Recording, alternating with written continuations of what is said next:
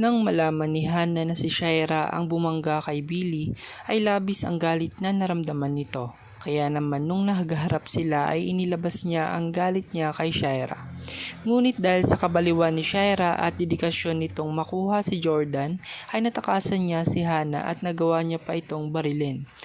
Kaya naman sinabi ni Hana sa sarili niya na sa muling pagkikita nila ni Shaira, sisiguraduhin na niyang magbabayad ito sa mga kasalanang ginawa niya, lalong-lalo na sa pagbangga sa kanyang anak na si Billy. Nang malaman ni Hana na nakatakas si Shaira ay ginawa niya ang lahat para mahanap niya ito. Kumuha siya ng private investigator para hanapin ito at dahil may impluwensya si Hana ay nag-announce siya sa publiko na i-message siya kung sino man ang makakakita kay Shaira manansala. Dahil dito ay nagdoble ingat na si Shaira sa paglabas at sa mga kilos niya lalo na't nagkakalat na ang mukha niya at may patong na ang ulo niya. Kaya naman habang nagtatago siya ay nag-iisip na siya ng paraan kung paano siya makakapagiganti kay La Christie at sa mga mahal nito sa buhay. Subalit kahit anong tago at pag-iingat ni Shaira ay nahanap pa rin siya ni Hana at dito na nga sila nagpang-abot.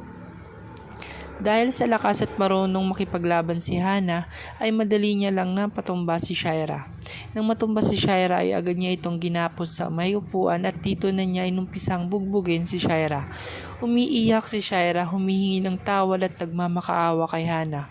Ngunit nanaig ang galit sa puso ni Hana kaya naman di niya pinansin ang mga sinasabi ni Shaira at tinuloy-tuloy niya lang ang pagbugbog dito.